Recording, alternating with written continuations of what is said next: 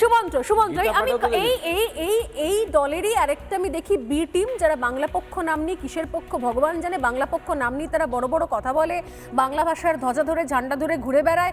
আমি জানি না তারা কি এই ধরনের, এগুলো কি তাদের কান পর্যন্ত পৌঁছয় না। ভাষা নিয়ে অনেক বিপ্লব শুনতে পাই আমি, রামধনু বলা যাবে না, রংধনু বলতে হবে, নীল রং বলা যাবে না, আসমানি বলতে হবে।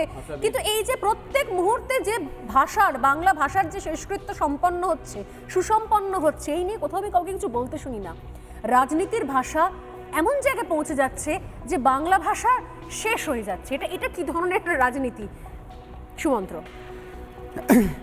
হ্যাঁ, কি ধরনের রাজনীতি সে বিষয়ে হয়তো আমি কিছুটা আলোকপাত করব আলাদাভাবে, কিন্তু ব্যাপারটা হচ্ছে যে রাজনীতিতে এই ধরনের ভাষা এর আগে আমরা দেখেছি, এবং প্রধানত মুখ্যমন্ত্রীর কাছ থেকে এই প্রথম কিন্তু এরকম শুনছি না।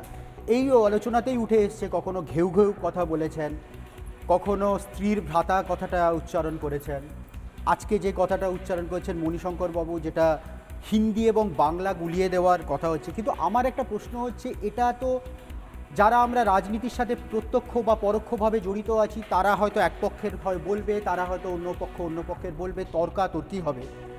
কিন্তু আপামর জনসাধারণের বাদেও যে একটা বুদ্ধিজীবী মহল আছেন, তারা তো কোনোদিন মুখ্যমন্ত্রীর এই ভাষার কোনোদিন প্রতিবাদ করেন না। আমি বলছি তারা কোনোদিন এই ভাষার, আমি একটা কোট করছি, প্রথম যখন মুখ্যমন্ত্রী একবার স্ত্রীর ভ্রাতা কথাটা উচ্চারণ করেছিলেন মঞ্চে দাঁড়িয়ে, যেটা কোনোদিন মুখ্যমন্ত্রী চিত হয়নি, তখন মাননীয় শ্রী সুবোধ সরকারকে জিজ্ঞেস করা হয়েছিল এই ভাষা কি আপনি সাপোর্ট করেন? তখন সুবোধ সরকার এড়িয়ে যাওয়া, এটাকে বলা হয় ট্যানা পেঁচানো, beating around the bush. Subodh Sarkar বলেছিলেন এটা তো ভাষা, আমি একটা শব্দ শ্রমিক, আমার কাছে প্রত্যেকটা ভাষা হীরকখণ্ডের মতো।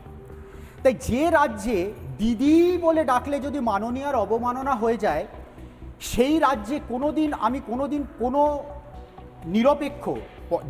নিরপেক্ষ বুদ্ধিজীবী বা নিরপেক্ষ কাউকে, আমি অমিত শাহকে যখন মুখ্যমন্ত্রী বডি শেভিং করেছিলেন কোনো প্রতিবাদ দেখিনি। দলীয় তরফ থেকে প্রতিবাদ ইজ আ ডিফারেন্ট থিং, কিন্তু সভ্য সমাজ থেকে, আমি নাম নিচ্ছি না, আমি যারা যাদের সব বিষয়ে একটা মতবাদ আছে, নাটক করেন কিন্তু তার সব বিষয়ে মতবাদ আছে, দু কলম কবিতা লেখেন তার সব বিষয়ে মতবাদ আছে, তারা তো কোনোদিন বলেন না।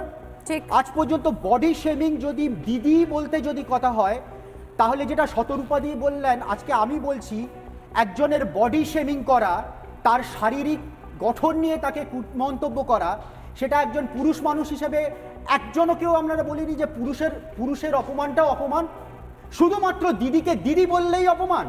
আর সেই দিদি দাঁড়িয়ে এই ভাষা বলছেন। স্বর্ণালী, আমি একটা ছোট্ট ঘটনার কথা বলি। আমি সত্যি প্রতিদিন যখন আসি এখানে, উত্তম কুমারের সেই নায়ক সিনেমার একটা বিখ্যাত ডায়লগ আছে না, যে তুমি যে কোনো অভিনয় দাও, যে কোনো চরিত্র দাও, সেই একই ডায়লগ, সেই একই এক্সপ্রেশন, সেই একই থ্রো। প্রতিদিন এসে তৃণমূলের সমর্থকদের যে বা সমর্থিত যেসব মাননীয় স্পোক্সপারসন আছেন, তাদের তুমি যা দাও সেই একই, সেই ঘুরে শুভেন্দু অধিকারী থেকে শুরু করে মাননীয় অমিত শাহ থেকে শুরু করে এটাতে।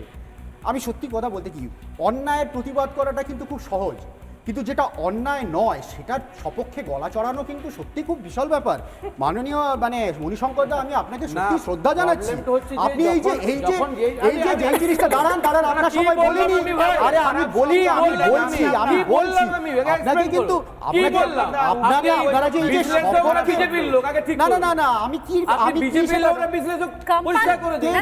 বলছি সেটা